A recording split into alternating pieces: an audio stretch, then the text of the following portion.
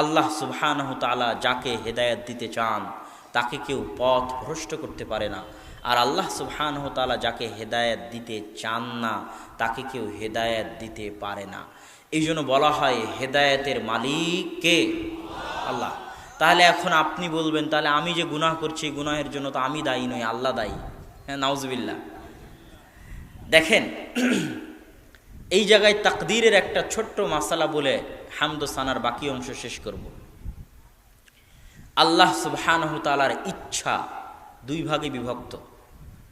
আল্লাহ সুবহানাহু তাআলার পৃথিবী পরিচালনাগত ইচ্ছা আর আল্লাহ সুবহানাহু তাআলার শারঈ ইচ্ছা। আল্লাহ সুবহানাহু তাআলা জিন কার সৃষ্টি? জোরে কথা বলতে হবে, কার সৃষ্টি? ইবলিস কার সৃষ্টি? আল্লাহর কি এমন ঠেকা পড়েছে যে ইবলিসকে জাহান্নামে দিতে হবে? ইবলিসের সাথে আল্লাহর অতীত কোনো শত্রুতা আছে? কোনো শত্রুতা নেই। ফেরাউন কার সৃষ্টি? ফেরাউন কার বান্দা? আল্লাহর বান্দা, আল্লাহর সৃষ্টি।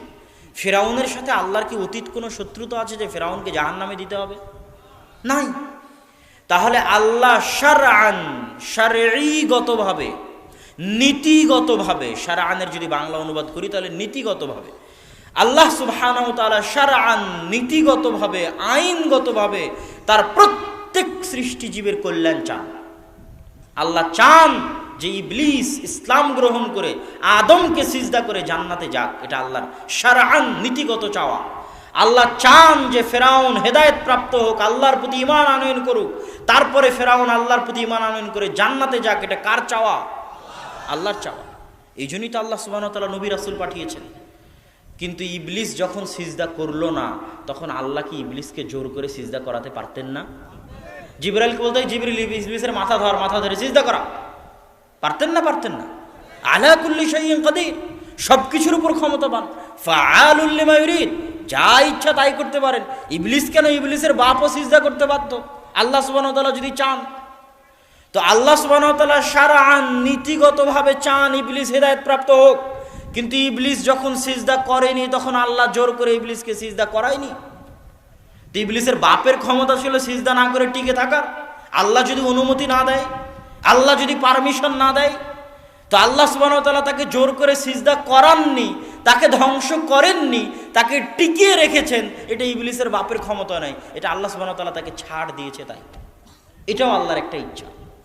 তো তেমনি ভাবে আল্লাহ সুবহানাহু ওয়া তাআলা চান যে আপনি হেদায়েত প্রাপ্ত হয়ে 5 ওয়াক্ত সালাত আদায় করেন, গান বাজনা না শুনেন, টিভি সিনেমা অশ্লীল দৃশ্য না দেখেন।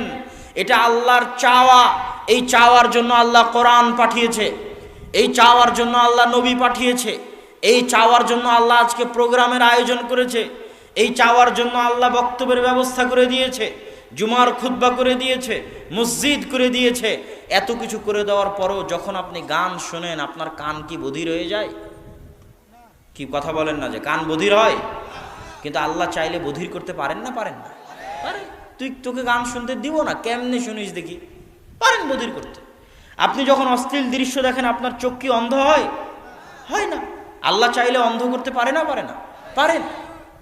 তাহলে আল্লাহ শারআন চাচ্ছেন আপনি না দেখেন, কিন্তু যখন আপনি দেখছেন তখন আল্লাহ বাধাও দেয় না। তো ওই যে আল্লাহ বাধা দিচ্ছেন না, এটাও আল্লাহ সুবহানাহু ওয়া তাআলার একটা ইচ্ছা, একটা পারমিশন, একটা ছাড়। না হলে আপনার বাপের ক্ষমতা ছিল না যে আপনি দেখেন। ওই চোখও আল্লাহর দেওয়া, ওই কানও আল্লাহর দেওয়া।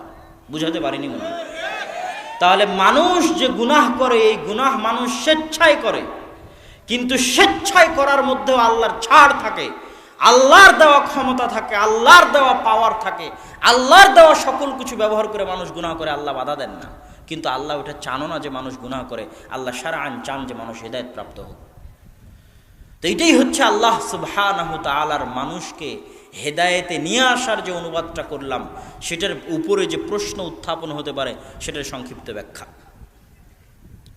ওয়া নাশহাদু আল্লা ইলাহা ইল্লাল্লাহ, আর আমরা সাক্ষ্য দিচ্ছি আল্লাহ ব্যতীত সত্যিকার কোনো মাবুদ নেই। ওয়া নাশহাদু আন্না মুহাম্মাদান আবদুহু ওয়া রাসূলুহু, আর আমরা সাক্ষ্য দিচ্ছি মুহাম্মদ সাল্লাল্লাহু আলাইহি ওয়াসাল্লাম আল্লাহর বান্দা এবং তার রাসূল। তো প্রথম সাক্ষ্য দিলাম যে আল্লাহ ব্যতীত ইবাদতের যোগ্য কেউ নাই। ইলাহ মানে কিসের যোগ্য? ইলাহ মানে কিসের যোগ্য? ইবাদতের যোগ্য। ইলাহ মানে ইবাদতের যোগ্য। লা ইলাহা ইল্লাল্লাহ, আল্লাহ ব্যতীত ইবাদতের যোগ্য, কারো কাছে হাত তুলে দোয়া করতে হবে, এই চাওয়ার যোগ্য, কারো সামনে সিজদা করতে হবে, এই সিজদা পাওয়ার যোগ্য, বিপদে পড়ে কাউকে ডাকতে হবে, এই ডাক পাওয়ার একমাত্র শুধুই শুধু অনলি অন কে হক রাখে? আপনি যদি আপনার সারা জীবনে একটা সিজদা দিতে চান, ওই একটা সিজদার পরিপূর্ণ হক কে রাখে? আল্লাহ সুবহানাহু ওয়া তাআলা। এটাই হচ্ছে উলুহিয়ত। উলুহিয়তে আল্লাহ সুবহানাহু ওয়া তাআলার একত্ববাদ। আমরা যারা ক্ষমতার নেশায় থাকি, তারা ক্ষমতার দখল করতে গিয়ে আল্লাহর উলুহিয়তে কম্প্রোমাইজ করেছি, আল্লাহর 100% একত্ববাদে ছাড় দিয়েছি। আর এটা আমাদেরকে পশ্চিমারা বুঝিয়েছে যে তোমাদের যে মূল্যবোধ আছে, ওই মূল্যবোধে ছাড় দিয়ে তোমরা ক্ষমতায় যাও, ক্ষমতায় গেলে ধীরে ধীরে সব ঠিক করে নিবে। এটা একটা হাতের মোয়ার মতো, একটা মরুভূমিতে দেখা ওই যে চিকচিক পানির মতো দেখায়, কাছে গেলে বালু, এরকম মরিচিকার মতো। বরং আল্লাহর উলুহিয়তে সরিষা সম পরিমাণ ছাড় না দিয়ে পুরো জীবন অতিক্রম করে দেওয়া একজন মুসলমানের সফলতা। বুঝাতে পারি, একজন মুসলমানের সফলতা হচ্ছে আল্লাহর উলুহিয়তে সরিষা সম পরিমাণ ছাড় না দিয়ে দুনিয়া থেকে চলে যাওয়া। তাতে ক্ষমতা আসুক আর যাক, তাতে আমার যায় আসে না। তাতে টাকা থাকুক আর টাকা যাক, তাতে আমার যায় আসে না। তাতে মানুষে ভালো বলুক আর মানুষে মন্দ বলুক, তাতে আমার যায় আসে না। কিন্তু আমি নো কম্প্রোমাইজ। আল্লাহর উলুহিয়তে কোনো কম্প্রোমাইজ হবে না। আল্লাহ সুবহানাহু ওয়া তাআলার একত্ববাদ, যে তিনি নাম হিসেবে একক, গুণ হিসেবে একক, কর্ম হিসেবে একক, ইবাদত পাওয়ার যোগ্য হিসেবে একক, রব হিসেবে একক, এগুলো সকল ক্ষেত্রে তিনি হচ্ছেন একক এবং অদ্বিতীয়। আল্লাহ সুবহানাহু ওয়া তাআলার এই একত্ব, এই অদ্বিতীয়ত্বে সরিষা সমপরিমাণ ছাড় না দিয়ে দুনিয়া থেকে বিদায় নেওয়া একজন মুসলমানের জীবনের সবচেয়ে বড় সফলতা। সফলতা আল্লাহর উলুহিয়াতে কম্প্রোমাইজ করে কোনো একটা বড় কিছু করে দেওয়ার নাম সফলতা নয়। ওয়ানাশহাদু আন্না মুহাম্মাদান আবদুহু ওয়া রাসূলুহু, আর সাক্ষ্য দিচ্ছি মুহাম্মদ আল্লাহর বান্দা।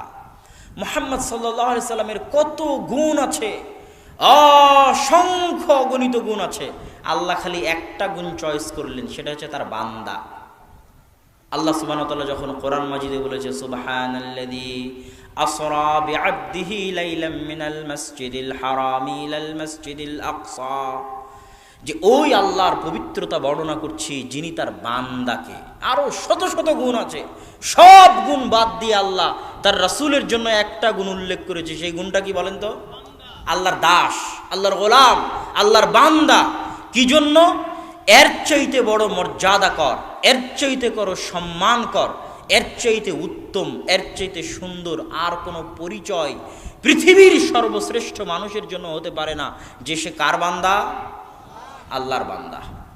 যে আল্লাহর বান্দা হওয়ায় যত পরিপূর্ণ, আল্লাহর দাসত্বে যত বেশি, আল্লাহর দাসত্বে যত কামালিয়াত, যত পরিপূর্ণতা আছে, ও তত সর্বশ্রেষ্ঠ, তত ক্ষমতাশালী, তত পাওয়ারফুল, তত আত্মমর্যাদা সম্পূর্ণ, আর তত তার আত্মমর্যাদা, তত তার ক্ষমতা, তত তার স্বাধীনতা।